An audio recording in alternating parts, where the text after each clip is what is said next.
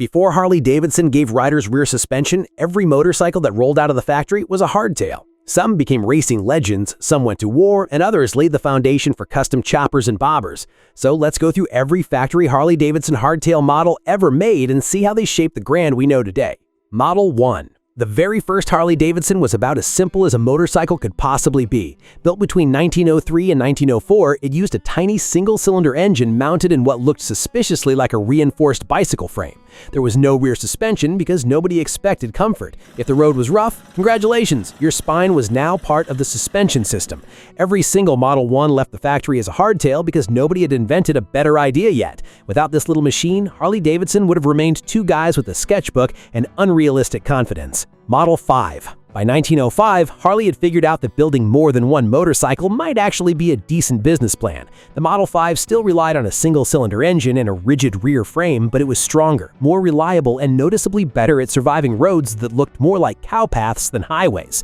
It was still painfully basic by modern standards, although riders at the time probably thought they were traveling into the future. If you complained about comfort, someone would simply remind you that walking was even slower. 5D. Everything changed in 1909 when Harley introduced its first V-twin. The 5D looked familiar, but suddenly there were two cylinders instead of one, giving riders more power and a much deeper exhaust note. Early reliability was, let's politely call it, a work in progress. The first V-twin had enough mechanical issues to keep owners well acquainted with their toolbox. Even so, it marked the beginning of Harley's lifelong relationship with big V-twin engines, all while keeping the same unforgiving factory hardtail frame. 7D. The 7D arrived in 1911 as Harley's improved answer to the earlier V-twin problems. Engineers strengthened the design, improved cooling, and made the motorcycle far more dependable. It still bounced over every bump with the enthusiasm of a shopping cart missing one wheel, but riders finally had an engine they could trust for longer trips. The rigid frame stayed because rear suspension was still considered somebody else's problem. J. The Model J became one of Harley-Davidson's biggest success stories, remaining in production from 1915 until 1929. Powered by the famous F-head V-twin, it balanced reliability, performance, and durability better than almost anything Harley had built before. Police departments, military units, and everyday riders all found a reason to own one. Even after years of improvements, the rear end remained completely rigid, proving that comfort was still somewhere near the bottom of Harley's priority list. JD. The JD was essentially the Model J after a serious workout. Introduced in 1920, it featured a larger engine that delivered noticeably more power without abandoning the dependable F-head design. It quickly earned a reputation for handling long-distance riding and rough roads better than many competitors. Although handling rough roads mostly meant the motorcycle survived them, the rider's back was another matter entirely. Today, the JD is considered one of Harley's greatest pre-war motorcycles. D. The Model D appeared in 1929 and Harley introduced its new Flathead Big Twin engine. It was smoother, simpler to maintain, and represented a major shift away from the older F-head design. Unfortunately, for anyone hoping technology had finally reached the rear suspension, the frame remained completely rigid. Harley had given riders a more refined engine, but still expected them to negotiate potholes through sheer determination. V. The Model V followed shortly after the D and continued developing the Flathead Big Twin platform. Built during the difficult years of the Great Depression, these motorcycles proved that Harley wasn't about to disappear quietly. They were dependable workhorses with plenty of torque and unmistakable styling. The rigid frame kept construction simple and durable, although every railroad crossing reminded riders exactly what rigid meant.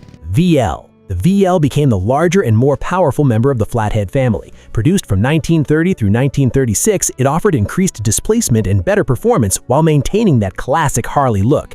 It was a motorcycle built for riders who wanted serious miles without unnecessary complexity. Of course, your suspension budget still consisted of a leather seat and optimistic thinking, but at least the engine had enough strength to distract you from the discomfort.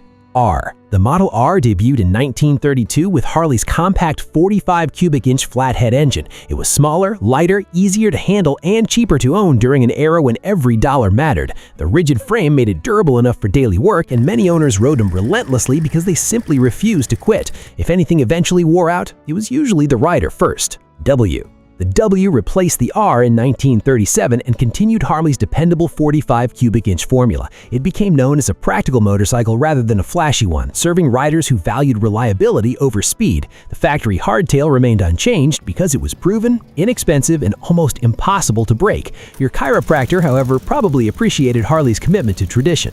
WL. The The WL became one of Harley's most legendary motorcycles thanks largely to its military service during World War II. Civilian versions shared the same rugged flathead engine and rigid frame, while the military WLA helped carry Allied troops across Europe while somehow surviving mud, snow, and conditions that would make modern adventure bikes file a complaint.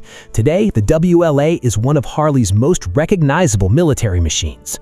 WLC. The WLC was Canada's version of the military Harley, built specifically for Canadian forces during the Second World War. It shared the same tough flathead engine as the WLA, but included small differences to meet Canadian military requirements, including blackout equipment and local specifications. It performed the same demanding jobs with the same factory hardtail frame, proving once again that comfort was considered a luxury best left to civilians who weren't currently dodging artillery. WR. The WR was Harley-Davidson's answer to riders who believed corners should be attacked rather than politely negotiated. Introduced in 1941, this racing version of the 45 Flathead became a legend on dirt tracks across America. Its lightweight chassis, tuned engine, and rigid frame made it incredibly competitive, helping Harley dominate flat track racing for years. Unlike most street riders, WR racers actually appreciated the stiff frame because handling mattered a lot more than protecting their lower back. G Servi-Car. The G Servi-Car is the oddball that somehow earned permanent membership in Harley's family. Introduced in 1932, this rigid-frame three-wheeler was designed for police departments, mechanics, and businesses that needed a dependable utility vehicle instead of a weekend toy. The rear cargo box could haul tools, supplies, or enough groceries to feed an entire neighborhood. It looked about as exciting as a filing cabinet on wheels, but it kept selling for more than 40 years because it simply refused to become obsolete. U. The U arrived in 1937 carrying Harley's reliable 74 cubic inch flathead big twin engine. It was designed as a strong touring motorcycle with plenty of low-end torque, making long-distance travel much easier than it had been a decade ago. The rigid frame remained unchanged because Harley still believed riders should personally experience every pebble on the road. Even so, the U earned respect for its durability and became a favorite among riders who valued reliability above everything else. UL. The UL took the U formula and gave riders a slightly higher compression engine for improved performance. It wasn't a dramatic transformation, but it delivered a little more power without sacrificing the dependable flathead character. For many owners, the UL represented the perfect balance between everyday practicality and enough extra performance to make passing slower traffic slightly less nerve-wracking. The hardtail frame naturally continued its lifelong mission of keeping chiropractors employed. UH. The UH stepped things up with Harley's larger 80 cubic inch flathead engine. More displacement meant more torque, making it an excellent choice for carrying passengers or cruising highways that were finally starting to improve. It looked almost identical to its smaller siblings, but riders quickly noticed the stronger pull whenever they twisted the throttle. Unfortunately, more horsepower did not magically create rear suspension, so the extra speed simply meant reaching the next pothole a little sooner. ULH. The ULH was essentially the deluxe version of the UH, pairing the 80 cubic inch engine with higher trim and touring features. It represented one of Harley's top flathead models before overhead valve engines took over.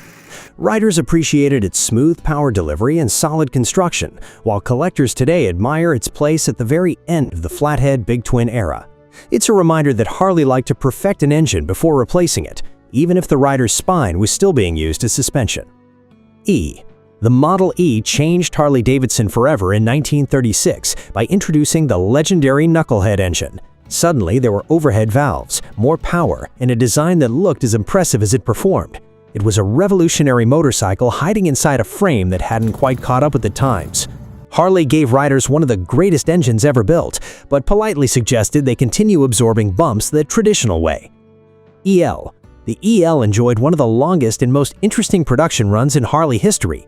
It began life with the Knucklehead engine before switching to the new Panhead in 1948, all while keeping the same rigid frame. Owners essentially got two legendary engines wrapped in one familiar motorcycle. By the time rear suspension finally appeared on other models, the EL had already spent decades proving that riders would gladly sacrifice comfort if the engine sounded good enough. FL. The FL became one of Harley-Davidson's most influential motorcycles ever built. It started with the Knucklehead engine and later adopted the Panhead, setting the foundation for generations of big twin touring motorcycles. Countless custom choppers and bobbers trace their roots back to an FL because its rigid frame became the perfect blank canvas for builders. If you've ever admired a classic hardtail Harley, there's a good chance an FL was somewhere in its family tree. FLH. The FLH marked the final chapter of Harley's factory hardtailed Big Twins before the rear suspension era officially arrived. Introduced in 1955, it paired the powerful Panhead engine with premium touring equipment, creating one of the most refined, rigid-frame Harleys ever sold. After decades of convincing riders that back pain built character, Harley finally admitted springs might not be such a terrible idea after all.